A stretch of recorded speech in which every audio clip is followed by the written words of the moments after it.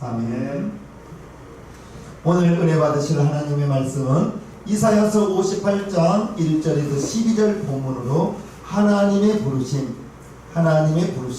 이라는 제목으로 하나님의 말씀을 전합니다. 하나님이 저와 여러분들을 부르셨습니다. 할렐루야. 저와 여러분들을 불러주셨어요. 하나님의 자녀로 불러주셨습니다. 하나님의 은혜와 평강이 오늘 또 여러분과 함께하기를 축복합니다. 우리의 일상 속에 하나님의 기쁨과 하나님이 주신 평안이 가득하기를 바라지만은 우리가 사는 세상은 실상 그렇지 못한 적이 많이 있는 것 같아요. 코로나로 2년 넘게 이제 많은 것이 제약을 받다가 지금 상황이 조금 벗어나는 것 같아요. 그런데 이번에는 물가가 안정되지 못하였습니다. 많은 것이 올랐습니다. 상승했습니다. 또한 정치적으로나 경제적으로 우리 국내외 정세가 안정되지 못하고, 그러다 보니까 뉴스를 보면 보는 소식마다 우리를 피곤케 합니다. 일상의 고단함이 좀처럼 줄어들지 않는 것 같아요. 이럴 때 저와 여러분들은 어떻게 살아야 할까?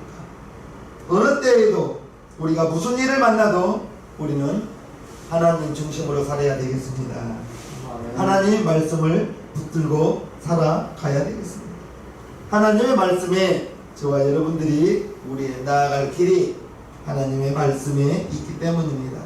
하나님이 저와 여러분들을 부모를 통해서 낳았지만 성경에는 하나님이 우리를 모태에서부터 지었다고 성경은 말하고 있습니다. 시편 139편을 보면요, 주께서 내 장부를 지으시며 나의 모든 장기를 지었다는 것입니다.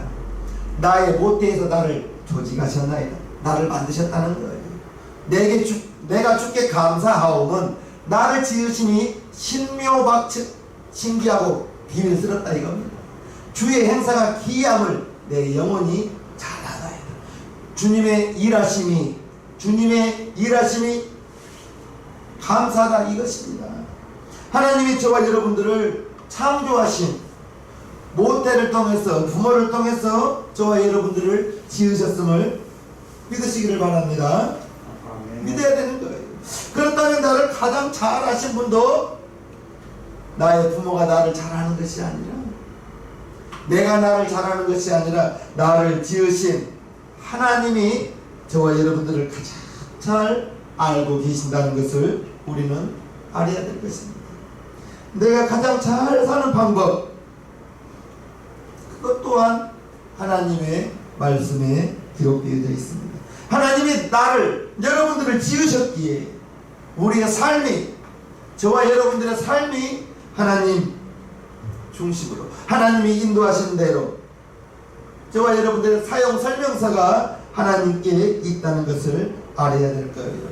그래서 우리가, 저와 여러분들이 복되고 아름답게 살아갈 수 있는, 하나님의 뜻대로 살아갈 수 있는 그러한 힘을, 나는, 저와 여러분들은 육체를 가지고 있기 때문에 우리의 육체는 한없이 약합니다.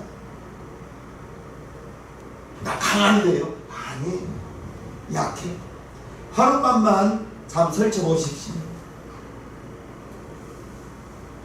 눕고 싶은 생각밖에 없습니다.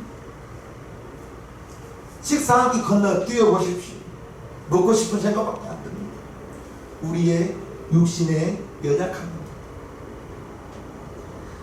저와 여러분들이 우리의 삶을 성공시켜야 될 텐데, 우리가 성공하기를 원한다면 하나님의 자녀는 하나님의 말씀으로, 하나님의 말씀의 중심이 되어 살아가야 되는 거예요.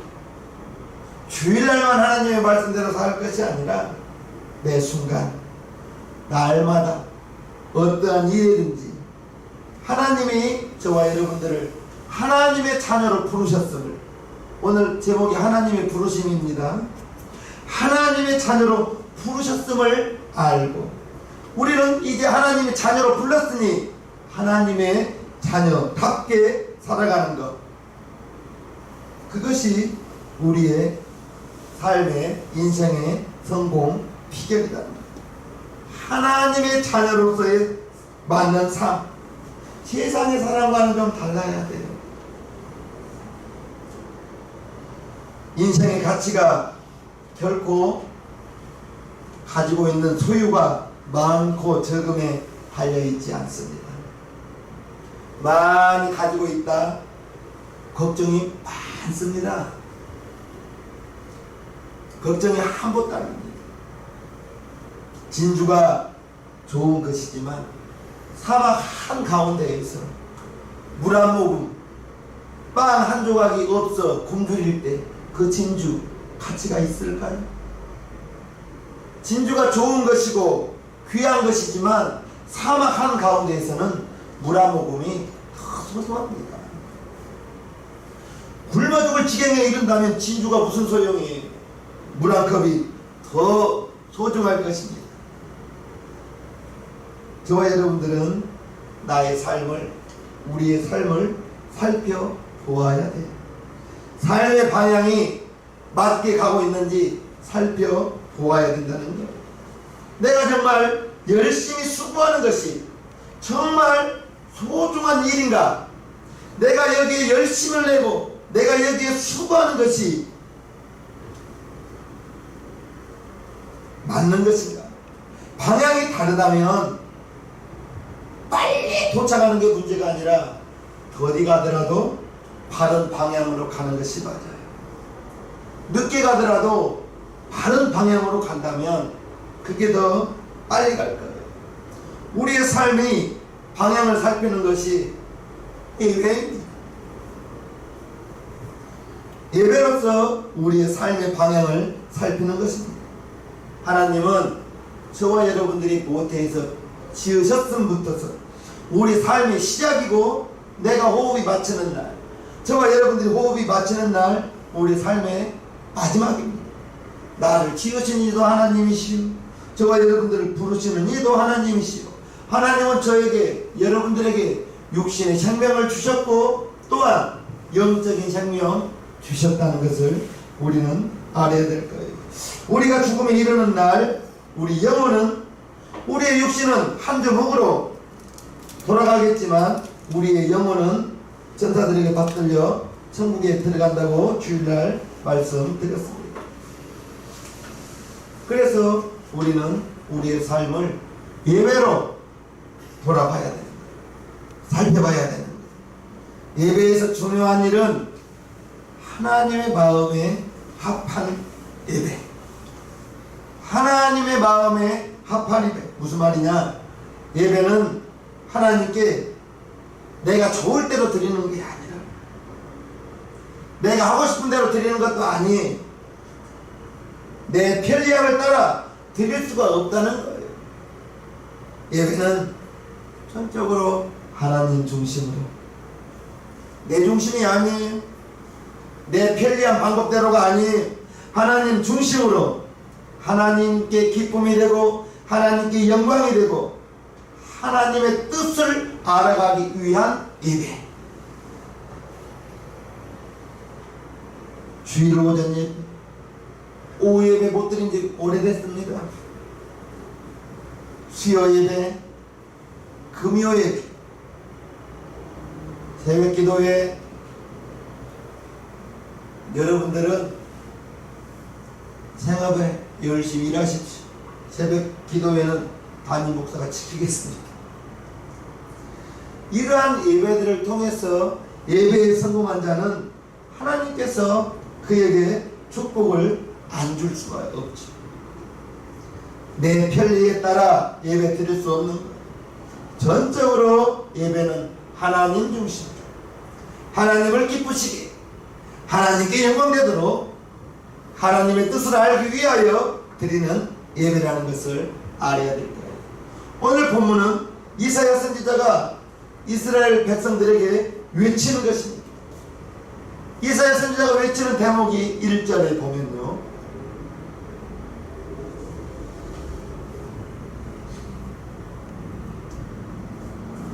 크게 외치라, 아끼지 말라, 네 목소리를 나팔같이 날려 내 백성에게 그 허물을 야곱 집에 그 죄를 고하라. 이사야 선지자가 백성들의 죄와 허물을 이스라엘 백성들에게 알리라고 사명을 받은. 그런데 백성들의 죄와 허물이 좀 이상합니다. 이스라엘 백성들의 죄와 허물을 이사야 선지자가 2절에 이렇게 말합니다. 그들이 날마다 나를 찾아 나의 길 알기를 즐거워함이 마치 의를 행하여 그 하나님의 규례를 피하지 아니하는 나라 같아서 의로운 판단을 내게 구하며 하나님과 가까이 하기를 즐겨하며. 이스라엘 백성들이 날마다 하나님을 찾았고 하나님에 관해서 알아가기를 즐거워하며 하나님의 규례를 잘 지켰다는 겁니다. 참 이상합니다. 이것이 죄와 허물이라는 거예요. 요즘 우리식으로 바꿔 말하면 예배 잘 드리고 주일 성수 잘하고 성경 공부 즐거워하고 하나님의 말씀을 잘 지켰는데 이것이 틀렸다는 거예요. 그러면서 금식하는 것을 예로 들어봐라고 했습니다. 금식기도 해보셨나요? 기도 중에 금식기도가 있죠. 음식을 먹지 않고 그 음식 먹지 않음으로 말미암아 다가오는 그러한 고난을 통해서 더 하나님께 나아가면서 육체를 극복하고자 하면서 드리는 것이 금식기도인데, 이제 음식 먹는 일까지 금하면서 몸과 마음을 온전히 하나님께 집중해서 드리는 기도인데, 음식을 금하면서까지 하나님께 집중하는 기도가 왜 하는가? 3절에 이처럼 말하고 있는 것이 잘못했다는 거예요. 3절요. 이르기를 우리가 금식하되 주께서 보지 아니하시면 어찌미 오며 우리가 마음을 괴롭게 하되 주께서 알아주지 아니하시면 어찌미니까 하느니라. 보라 너희가 금식하는 날에 오락을 찾아 얻으며 온갖 일을 시키는 도다. 금식하면서 사람들이 생각하기를 왜 내가 이렇게 금식하는데 하나님이 나를 도와주지 않는가? 왜 나를 돌봐주지 않는가? 내가 이렇게 하나님께 헌신하는데 왜 하나님이 알아주지 않는가? 하고 말하고 있다는 거예요. 그러니 금식기도의 목적이 하나님의 뜻을 알아가고 육신을 쳐서 복종시키는 데 있지 아니하고 내 입속을 차리기 위해서 하나님께 조르고 있다는 것입니다. 금식기도가 나의 기도를 응답해달라고 하나님께 조르고 있다는 거예요. 계속해서 4절에 말합니다. 보라 너희가 금식하면서 다투며 싸우며 악한 주먹으로 치는도다.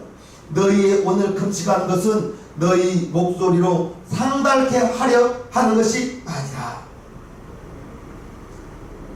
금식한다고 하면서 삶에 절제가 없고 경건은 없고 금식하면서 일꾼들은 혹사시키고 싸우고 악한 주먹으로 치면서 이러한 일을 벌이고 있다는 거예요. 교회에서도 신앙 좋은 것처럼 보이지만 교회 밖에서도 저와 여러분들은 빛이 되고 소금이 되라고 우리 주님께서 말씀하셨습니다. 빛이 되지 못하고 소금이 되지 못하면 세상 사람과 똑같다고 말하고 있습니다. 마태복음 5장 보면 빛과 소금에 대해서 말씀하고 있습니다. 너희는 세상의 소금이니 소금이 만일 그 맛을 잃으면 무엇으로 짜게 하리요? 후에는 아무 쓸데없어 다만 밖에 버리고 사람에게 밟힐 뿐이니라. 너희는 세상의 빛이라. 산 위에 있는 동네가 숨기우지 못할 것이요 사람의 등불을 켜서 말 아래 두지 아니하고 등경 위에 두나니 이러므로 집안 모든 사람에게 비추느니라. 이같이 너희 빛을 사람에게 비추게 하여 저희로 너희 착한 행실을 보고 하늘에 계신 너희 아버지께 영광을 돌리게 하라. 교회에서만 성도가 되지 말고 교회에서만 집사님이 되지 마시고 교회에서는 목사님이 되지 마시고 교회 밖에서도 사회에서도 우리의 생활 가운데 집사님이 되고 성도가 되고 그리스도인이 되고 목사님이 되고 장로님이 되고 성도가 되라는 거예요. 빛이 되고 소금이 되라는 것입니다. 교회 밖에서 빛이 되지 못하고 소금이 되지 못하면 세상 사람과 똑같다는 것을 아시기를 바랍니다. 심지어는 교회 다니면서 예수님을 믿는다 하면서 더 나쁜 일을 일삼는 그리스도인을 보기도 합니다. 오늘 본문 5절을 보겠습니다. 이것이 어찌 나의 기뻐하는 금식이 되겠으며 이것이 어찌 사람의 그 마음을 괴롭게 하는 날이 되겠느냐. 그 머리를 갈대같이 숙이고 굵은 배와 재를 펴는 것을 어찌 금식이라 하겠으며 여호와께서 연락될 날이라 하겠느냐. 이런 금식은 하나님과 아무런 상관이 없습니다. 금식하면서 신앙 좋은 것처럼 보이겠지만 그 금식을 통해서 하나님께 내 기도 들어달라고 조르고 있는 거예요. 교회에서만 신앙생활 잘하는 것도 하나님과 아무 상관이 없습니다. 교회뿐 아니라 교회 밖에서도 우리는 신앙생활에 성공이 할 수 있어야 돼요. 우리의 착한 행실로 세상 사람들이 우리를 바라봅니다. 믿지 않는 사람과 세상 사람 믿지 않는 사람과 우리 믿음의 사람이 똑같다면 구분되어야 돼요. 물과 기름은 아무리 섞어놔도 시간이 지나면 물은 가라앉고 기름은 떠오르게 되어 있습니다. 세상 사람과 믿음의 사람이 구분되어지는 것, 삶의 방법으로, 삶의 방식으로 구별되어야 되는 것입니다. 우리는 언제나 어디서나 성도예요. 그리스도인이에요. 예수님을 믿는 사람들이에요. 예수님이 내 안에 주인으로 와 계신 사람들이에요. 하나님이 저와 여러분들을 불러주셨어요. 하나님의 자녀로 불러주셨어요. 예수 그리스도의 증인되라고 불러주셨어요. 빛과 소금 되라고 불러주셨어요. 저와 여러분들은 여기 계신 분들 다 방언하신 분들입니다. 다 방언한다는 것은 성령님 내 안에 여러분 안에 임하셨다는 거예요. 성령이 말하게 하심을 따라 성령 방언을 말하더라. 사도행전 2장 4절에 성령이 말하게 하는 것이 방언의 기도라는 것입니다. 성도입니다. 하나님의 자녀입니다. 그러면 성령님이 내 안에 여러분 안에 주인으로 와 계시기 때문에 분명히 우리는 우리의 삶이 달라야 되는 거예요. 세상 사람과 구별되어야 되는 거예요. 하나님이 부르셨어요. 하나님의 자녀로 불러주셨어요. 그걸 기억하시기를 주님의 이름으로 축복합니다. 오늘 이사야서 58장 6절과 7절을 읽어드리겠습니다.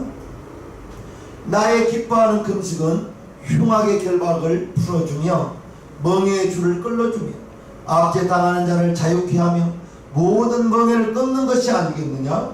또 줄인 자에게 내 식물을 나눠주며 유리하는 핏면을 내 집에 들이며 벗은 자를 보면 입히며 또 내 권력을 피하여 스스로 숨지 아니하는 것이 아니겠느냐. 이대로 한다면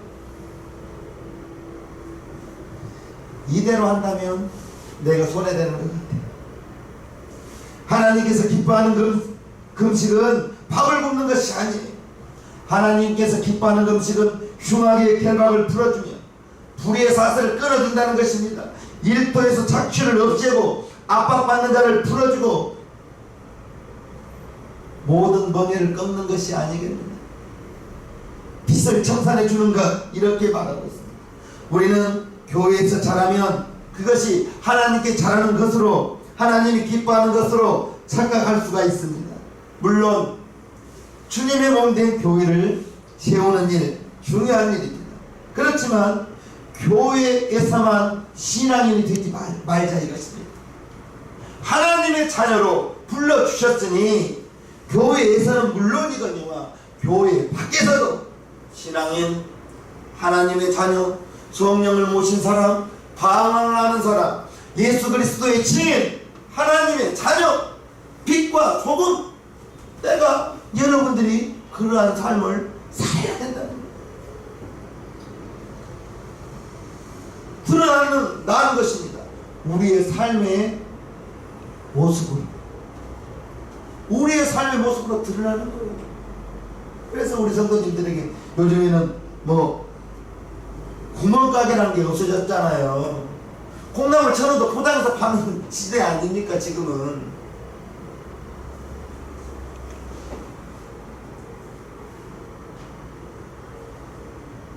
삶 속에서 우리의 삶을 통해서 예수님의 향기가 드러나도록 한다는 것 참 쉽지는 않습니다. 세상에서 그리스도인으로 살아가는 것 쉽지는 않아요. 그렇게 그리스도인으로 살아가려 하면 내가 손해본 것 같아요. 빛이 되고 소금이 된다면 세상 사람과 다툴 수 있나요? 세상 사람과 똑같이 여기까지는 내 거라고 우길 수 있냐고요? 양보해야 되는 거 아닙니까? 그러기가 쉽냐고요? 한 대 맞으면 왼편 뺨 맞으면 오른편 뺨 대주기가 쉽지 않잖아요. 오리 가자고 할 때 심리까지 따라가주는 거 쉽지 않잖아요. 그런데 그렇게 살아가면 합니다. 하나님의 자녀, 그게 하나님의 자녀라는 거예요.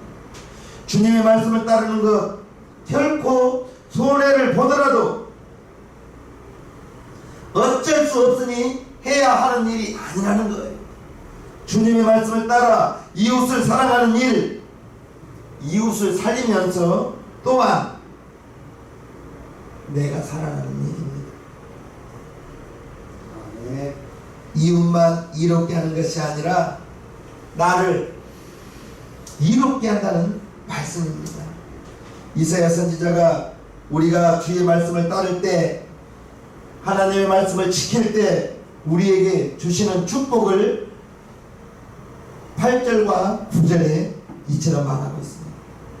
그리하면 하나님의 부르심에 맞게 살면, 하나님의 자녀로 살면 이러한 말입니다. 그리하면 내 빛이 아침과 같이 비출 것이며 내 치료가 급속할 것이며 내 의가 내 앞에 행하고 여호와의 영광이 내 뒤에 호위하리니 네가 부를 때에는 나 여호와가 응답하겠고 내가 부르짖을 때에는 말하기를 내가 여기 있다 하리라. 하나님의 자녀로 살아갈 때에 하나님이 저와 여러분들을 손해내는 것 같지만, 세상에서는 바보 같지만, 그러나 하나님의 뜻에 따라 우리가 살아갈 때에 우리의 인생은 하나님의 축복으로 가득할 것이며 치료와 회복이 급속할 것이며, 우리가 부를 때 하나님이 내가 여기 있다 응답하신다고 말씀하고 있습니다. 우리가 하나님의 부르심에 응답하며 하나님의 부르심, 하나님의 자녀의 부르심, 예수 그리스도 증인으로 부르심, 빛과 소금으로 부르심, 그대로 살기가 쉽지가 않죠. 손에 되어야죠. 손에 되어야죠. 내가 손에 보아야 된다는 거예요. 세상 사람과 똑같아서는 안 된다는 거예요. 세상 사람과 똑같으면 그 세상 사람 전도하지 못합니다. 내가 손해를 봐주어야 그분이 자꾸 내가 손해를 봐주면, 그를 더 먼저 생각해주면 그 사람이 나중에는 미안해하죠. 자기도 알죠. 그것을 나중에는 미안해합니다. 그때까지 11절과 12절을 보면요, 나 여호와가 너를 항상 인도하여 마른 곳에서도 내 영혼을 만족해 하니 내 뼈를 견고케 하니 너는 물된 동산을 갖겠고 물이 끊어지지 아니하는 샘 같을 것이라. 네게서 날 자들이 오래 황폐된 곳들을 다시 세울 것이니 너는 역대 파괴된 기초를 쌓으리니 너를 일컬어 무너진 데를 수부하는 자라 할 것이며 길을 수축하여 그할 곳이 되게 하는 자라 하리라. 하나님 부르심에 응답하며, 하나님의 부르심에 응답하며 하나님의 자녀로 불렀습니다. 나는 하나님의 자녀, 나는 하나님의 자녀, 성령 받았습니다. 그러면 예수의 증인될 수가 있어. 믿는 자가 예수의 증인되는 게 아니에요. 성령 받은 사람이 예수님 증인되는 겁니다. 성령 받아야 예수 증인되는 거예요. 성령이, 오직 성령이 너희에게 임하시면, 임하신 다음에 너희가 권능을 받고 예루살렘과 유대와 사마리아와 땅 끝까지 이르러 내 예수의 증인되리라. 저와 여러분들이 먼저 하나님께서 우리를 하나님의 자녀로 불러주셨습니다. 고맙고 감사합니다. 여러분들이, 우리 성도님들이 보는 얼굴이라고 세상 사람들이 다 예수 믿는 거 아니에요. 대한민국 5천만 명이 넘습니다. 거기에 예수 믿는 사람 1000만이 안 됩니다. 어떤 통계는 500만, 어떤 통계는 700만이라고 말해요. 그러면 4,500만, 4,300만은 불신자라는 거예요. 저와 여러분들이 예수의 증인 될 사람이 그처럼 많이 있다는 것입니다. 예수님 믿으세요. 처음에 이 말하기, 증인되기가 얼마나 어려운지 아십니까? 말해보세요. 예수의 증인 되라 했잖아요. 성령 받았잖아요. 그러면 예수의 증인 되어야 되거든요. 이번 주 추석이 있습니다. 친척 중에서 예수 안 믿는 사람 있을 거 아닙니까? 다 예수 믿지는 않잖아요. 그분들에게 예수님 믿으십시오. 나 예수 믿고 하나님 자녀 되었습니다. 전도지 100장 1000장 주는 것보다 여러분들이 예수님 믿고 나는 하나님의 자녀 되었습니다. 그 증거로 성령님이 내 안에 와 계십니다. 예수님이 나의 죄를 다 씻어주셨습니다. 이 말하는 것이 부끄러운 일은 아닌데 처음에 말하기가 부끄러워요. 꼭 증인되기를 바랍니다. 하나님의 부르심, 자녀로 불렀고요, 예수의 증인으로 불렀습니다. 빛과 소금대로 세상 사람들 사나워서는 안 된다는 거예요. 양보하면서 넉넉하게. 이왕이면 여러분들이 손해 봐주세요. 여러분들이 손해 봐주시면 손해된 것 같지만 내가 나 때문에 손해 당하는 거 하나님께서 다 아시고 기억하시고, 내가 가서 돌 던져서 메추라기 잡았다면 하루에 이정선 집사님이 힘이 세서 많이 잡았겠죠. 그러나 내가 수고해서 돌 던져서 활 쏘아서 메추라기 잡았다면 몇 마리 일 테지만 하나님이 동풍 불어주니까, 하나님이 동풍 불어주니까 어디에서 날아와서 쌓이는데 하루길 동안 이 규빗이 쌓였다고 말하고 있어요. 그 대목을 읽어보면 내가 수고하는 것보다 하나님이 도와주면, 내가 수고할 때는 하나 얻었지만 하나님이 도와주면 100개가 될 수 있고 10,000개가 될 수 있습니다. 아멘. 그 하나님을 우리는 믿잖아요. 하나님의 부르심, 하나님의 자녀로 불러주셨습니다. 예수 그리스도 증인으로 불러주셨습니다. 빛과 소금대라고 불러주셨습니다. 너희는 빛이라, 너희는 소금이라 말했어요. 소금이 녹지 않아 보세요. 무슨 어떻게 짠맛이 나겠는가. 녹아야 된다는 것, 없어져야 된다는 것.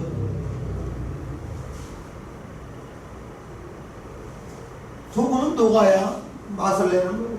저와 여러분들이 그처럼 어디서 어느 때이든지 그 사명을 기억하시고 나는 빛이 되어야 돼. 나는 소금이 되어야 됩니다.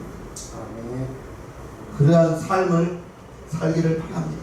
그렇다면 하나님께서 항상 나를 인도하신다고 하셨고 마른 곳에서도 네 영혼이 만족해 하신다고 하셨으며 네가 부를 때 내가 응답하겠다고 말씀해 주셨습니다. 신앙생활이란 기도생활이란 내가 원하는 것 들어달라고 하나님께 조르는 것이 아니라 하나님이 먼저 우리를 불러주셨고 하나님의 자녀로 불러주셨고 예수의 증인으로 불러주셨고 빛과 소금으로 불러주셨으니 하나님의 부르심에 기쁘게 기쁨으로 나아가서 하나님의 은혜와 복을 날마다 누리며 살아가는 우리 시생명교회 성도님들 되기를 간절히 축복하옵나이다.